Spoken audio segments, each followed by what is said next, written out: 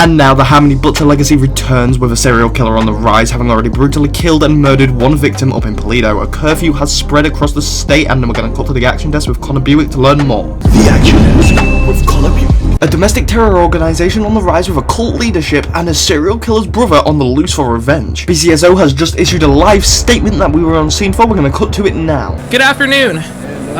Yesterday on September 30th at approximately 9:41 p.m., detectives of the Blaine County Sheriff's Office were called to assist on a homicide wherein the victim was found on Toledo Beach, tortured, mutilated, and displayed purposefully. The victim's identity is not being released at this time, but based on additional evidence found at the scene of the crime, we have strong reason to believe that it was a ritualistic and occult murder. There is evil lurking among you.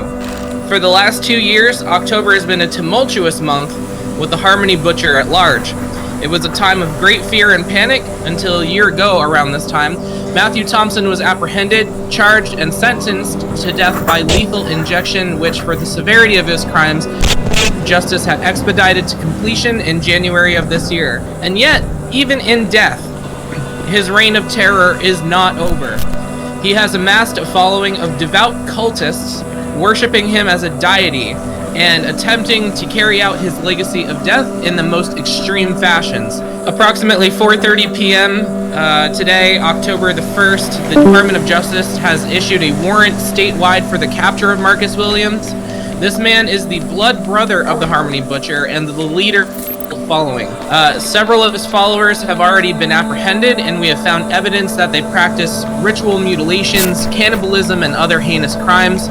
Mr. Williams himself is considered he is a sleuth who does not lack intelligence nor stealth.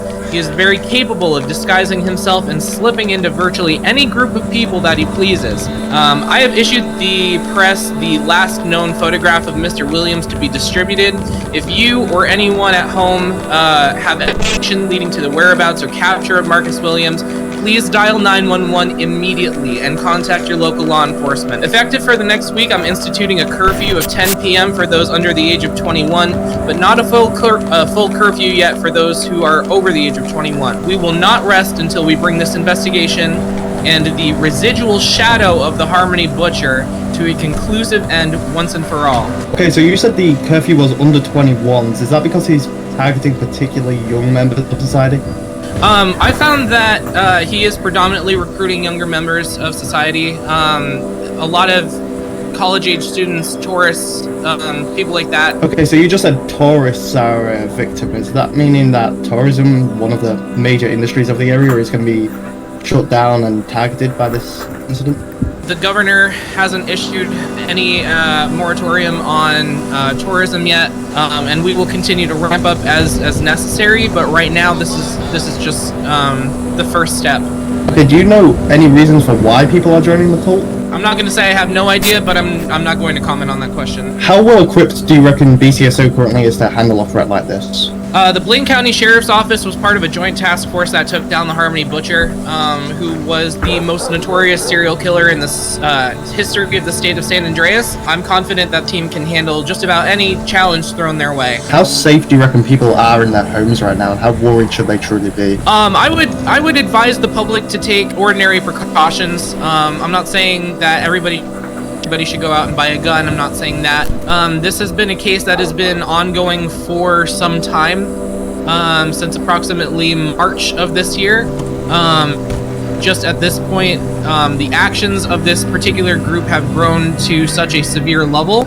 Okay, so you said the investigation's being done. That's right. Because the public not made aware of this then? I'm going to decline to comment on that at this time. Okay, well then in that case that's all the questions I have at this moment. I appreciate it, guys. Alright, welcome back. My apologies, it looked like we were having some problems with the camera there. But more importantly, what does this mean for us, the people? And of all the times that this could be happening right now, right when we need tourism and stuff like Halloween open for economic growth after the floods. Not to mention at a time when we're defunding departments like local agencies and BCSO, and we have protests out on the streets from departments like SAFD, and the potential for riots, lootings, and maybe even strikes from emergency departments. And now we have a serial killer to worry about on top of all of this? I mean, where are we going from here? The action desk with Connor Buick. Alright Connor, I appreciate the kind words, but that is all we have time for today. You can read more about this cult and its backstory on our website, linked below. But for now, make sure that you guys are staying safe. I've been your host Connor Buick, and good night.